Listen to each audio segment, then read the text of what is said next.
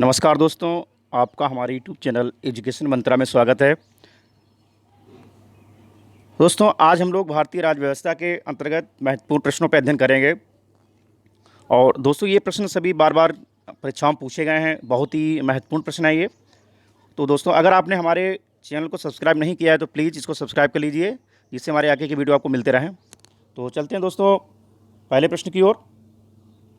पहला प्रश्न है, योजना आयोग की स्थापना कब हुई थी? ऑप्शन दे रखे हैं। पहला है 1950, दूसरा वर्ष 1957, तीसरा वर्ष 1949, चौथा है वर्ष 1952। तो दोस्तों, इसका जो सही जवाब है वो है ऑप्शन ए, वर्ष 1950। योजना आयोग की स्थापना 15 मार्च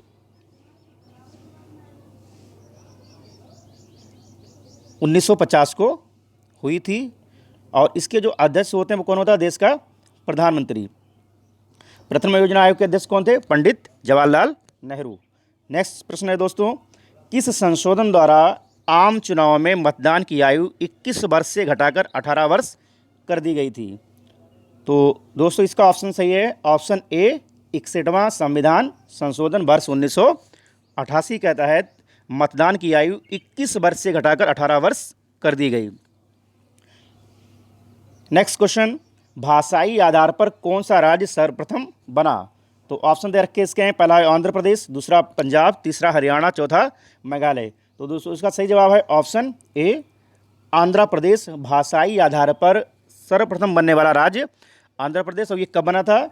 वर्ष 1953 में। नेक्स्ट, भाषाई आधार पर राज्यों का पुनर्गठन कब किया गया? तो ऑप्शन है। पहला 1953, दूसरा 1955, तीसरा वर्ष 1956, चौथा वर्ष 1958। तो इसका सही जवाब है दोस्तों वर्ष 1956। ऑप्शन सी बिल्कुल सही है।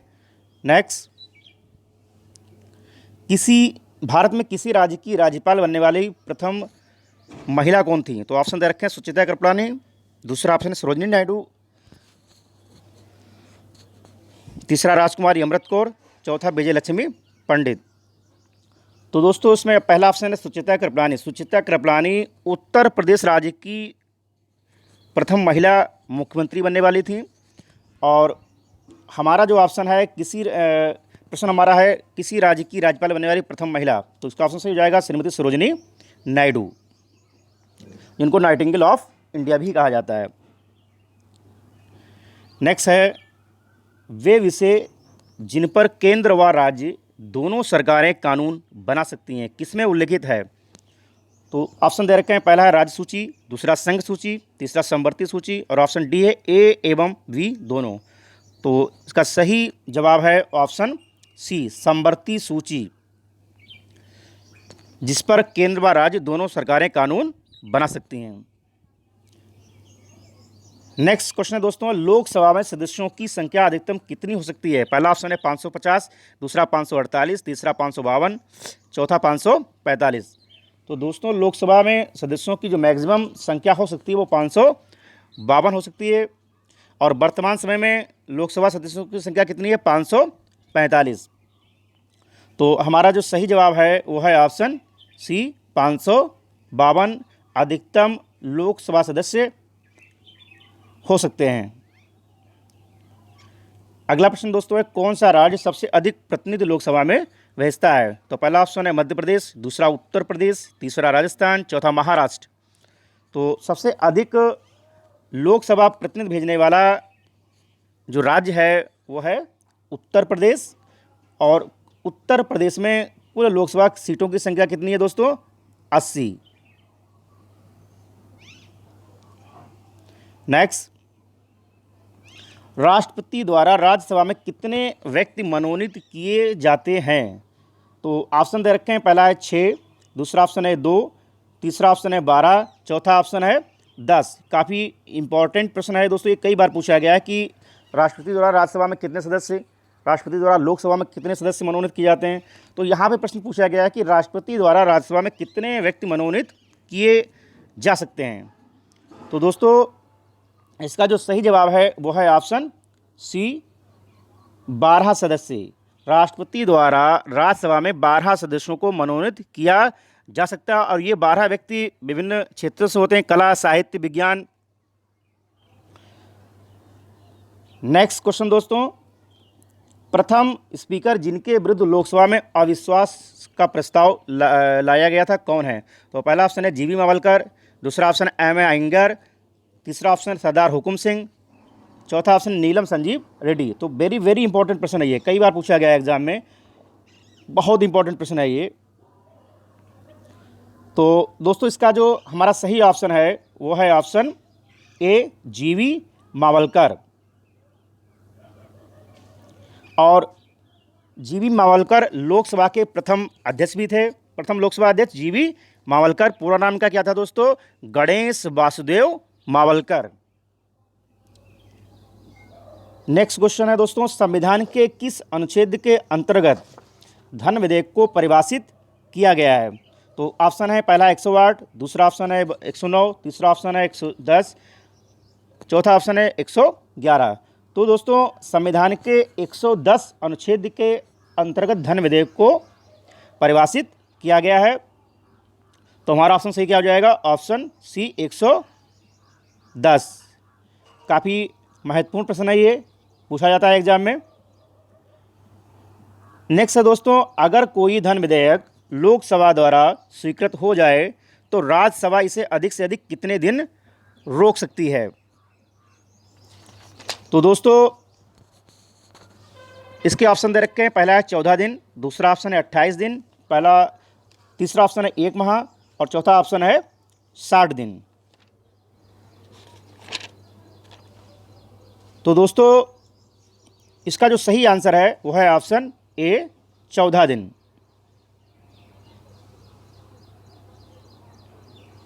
नेक्स्ट,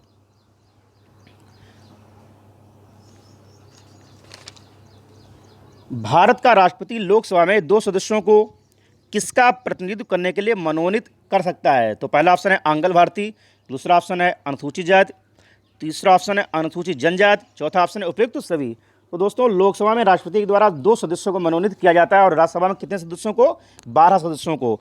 और यहाँ पूछा गया है कि भारत का राष्ट्रपति लोकसभा में 2 सदस्यों को किसका प्रतिनिधित्व करने के लिए मनोनीत कर सकता है? तो ये जो 2 सदस्य होते हैं ये कौन से सदस्य होते हैं? आंगल भारती होते हैं। तो हमारा ऑप्शन सही क्या हो जाएगा? ऑप्शन ए बिल्कुल सही है। वेरी वेरी इंपॉर्टेंट प्रश्न है ये। नेक्स्ट, योजना आयोग को समाप्त कर नीति आयोग की स्थापना की गई। तो इसके ऑप्शन दे रखे हैं वर्ष 2014, वर्ष 2016, वर्ष 2015, वर्ष 2017। तो दोस्तों ये भी प्रश्न काफ़ी इंपॉर्टेंट है, कई बार पूछा गया है ये। तो हमारा इसका जो सही जवाब हो जाएगा वो हो जाएगा ऑप्शन वी 1 जनवरी 2015। 1 जनवरी 2015 को योजना आयोग को समाप्त कर नीति आयोग की स्थापना की गई। और योजना आयोग की स्थापना कब हुई थी दोस्तों? 15 मार्च 1950 को। तो हमारा यहाँ पे ऑप्शन सही क्या हो जाएगा? ऑप्शन वी बिल्कुल सही है। नेक्स्ट, संविधान सभा के स्थायी अध्यक्ष कौन थे?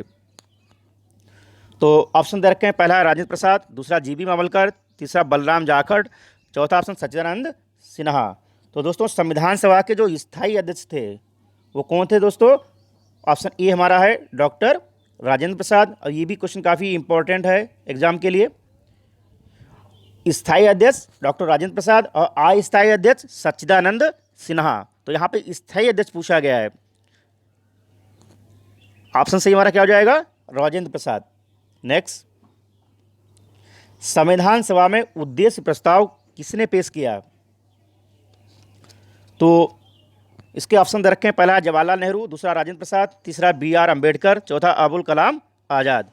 तो दोस्तों पंडित जवाहरलाल नेहरू ने संविधान सभा में एक उद्देश्य प्रस्ताव 13 दिसंबर 1946, कब दोस्तों? 13 दिसंबर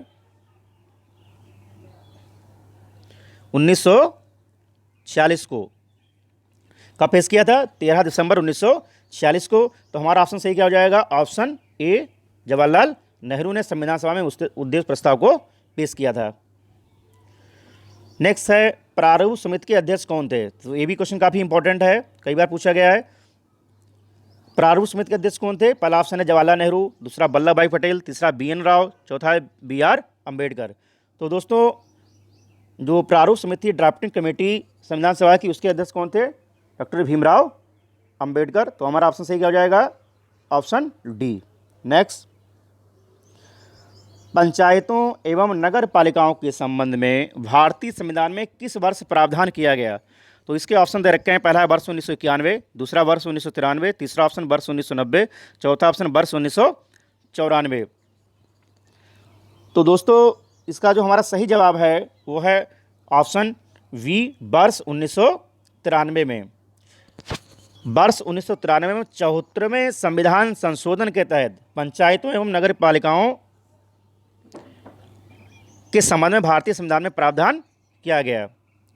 कौन से संशोधन के तहत दोस्तों? 74वें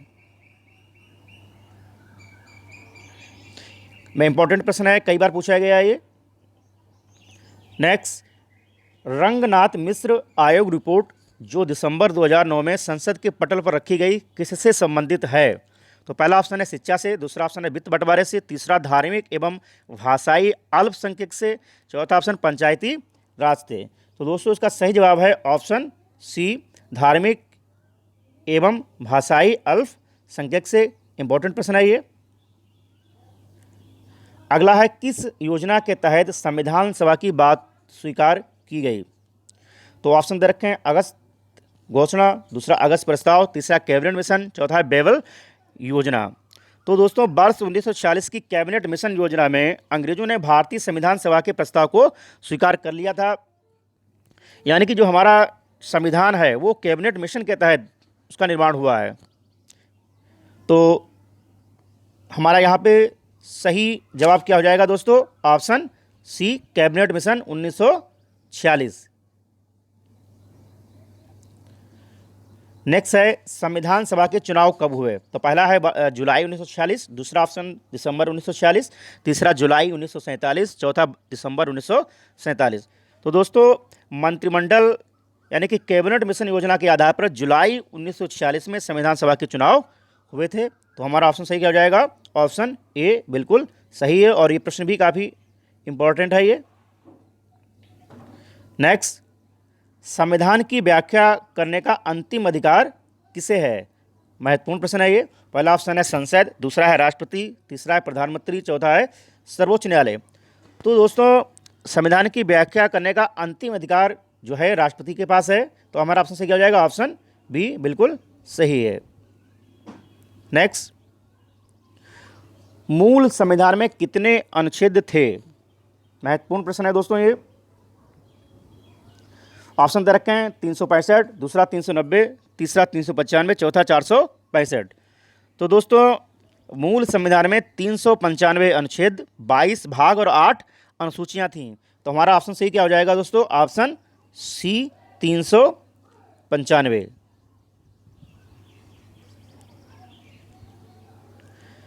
नेक्स्ट है दोस्तों मंत्रिपरिषद किसके प्रति उत्तरदायी होती है?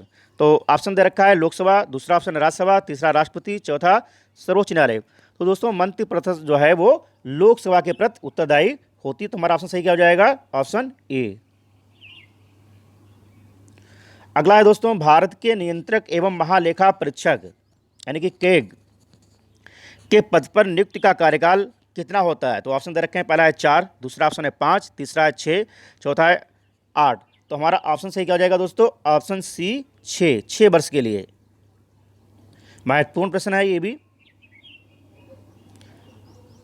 तो दोस्तों ये थे भारतीय राज्य व्यवस्था के अंतर्गत महत्वपूर्ण प्रश्न जो परीक्षाओं में बार बार पूछे जाते हैं। तो दोस्तों अगर आपको ये वीडियो हमारा अच्छा लगा तो प्लीज़ इसको शेयर कीजिए, लाइक कीजिए, और चैनल को अगर आपने सब्सक्राइब नहीं किया तो प्लीज़ चैनल को सब्सक्राइब कर लीजिए, जिससे हमारे आगे के वीडियो आपको मिलते रहें। थैंक यू दोस्तों, मिलते हैं अगले वीडियो में।